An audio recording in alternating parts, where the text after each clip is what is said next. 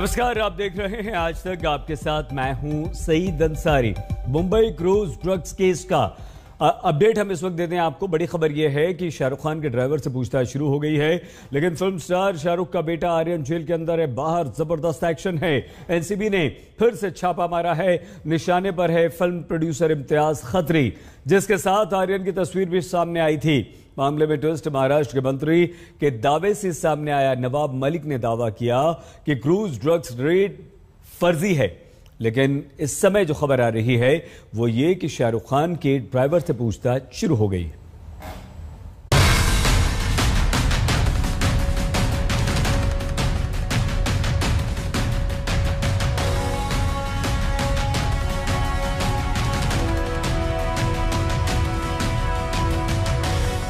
Drugs case में film star Shahrukh Khan के बेटे आर्यन खान की रात जेल में कटी। मां के बर्थडे पर आर्यन ने जेल की रोटी खाई। कल घंटों की बहस के बाद मेट्रोपॉलिटन कोर्ट ने आर्यन की जमानत अर्जी खारिज कर ली। अब आर्यन को कम से कम सोमवार तक मुंबई के आर्थर रोड जेल में रहना होगा।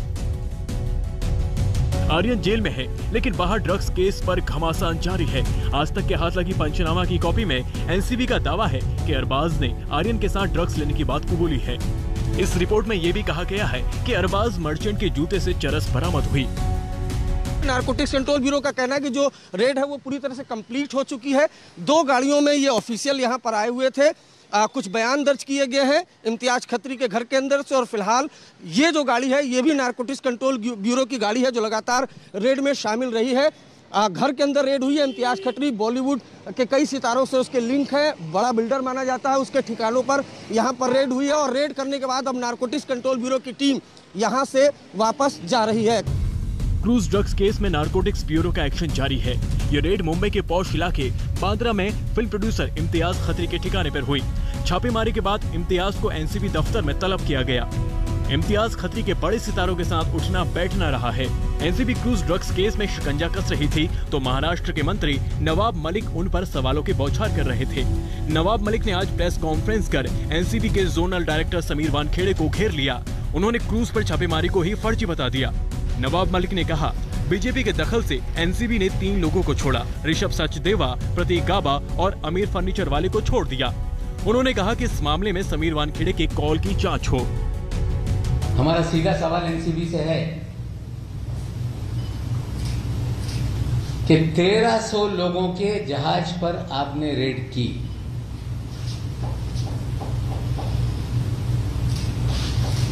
रेड आपकी 12 घंटे तक चली।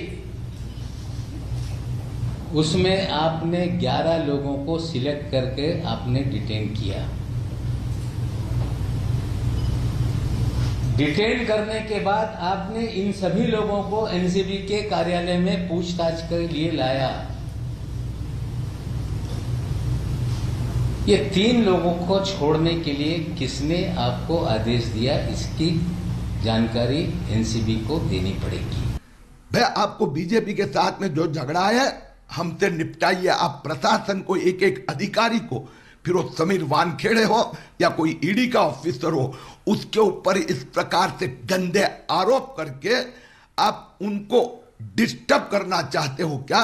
क्या कि घोटालेबाज अनिल देशमुख भाग जाए, परमवीर सिंह गायब हो जाए, और ये जो ड्रग कार्टेल है उनको बचाना चाहते हो? इससे पहले नवाब मलिक ने एक वीडियो भी जारी किया था। इसमें रेड के दौरान मनीष भानुशाली और केपी गोसावी एनसीबी टीम के साथ दिखाई दे रहे थे। आर्यन खान को हिरासत में लिए जाने के बाद एक फोटो भी वायरल हुई थी, जिसमें केपी गोसावी दिखाई दे रहे हैं। बाद में एनसीबी की सफाई आई कि वो एनसीबी के अधिकारी की नहीं है, लेकिन एनसीबी के साथ दिखने पर सवाल जरूर उठ गए हैं। मुंबई से अरविंद ओझा और विद्या के साथ आज तक ब्यूरो। कल एक तरफ आर्यन की जमानत पर सुनवाई चल रही थी तो दूसरी तरफ एनसीबी सभी आरोपियों को जेल भेजने में जुटी थी। शाम होने से पहले आर्यन को आर्थर रोड जेल पहुंचा दिया गया, लेकिन 4 घंटे की बहस के बाद जमानत पर जो फैसला आया वो फिल्म स्टार शाहरुख खान और परिवार के लिए बेहद निराश करने वाला था। न्यायिक हिरासत की पहली रात एनसीबी दफ्तर में बीती तो सुबह एनसीबी की टीम आर्यन खान, अरबाज मर्चेंट और बाकी आरोपियों को लेकर निकल पड़ी।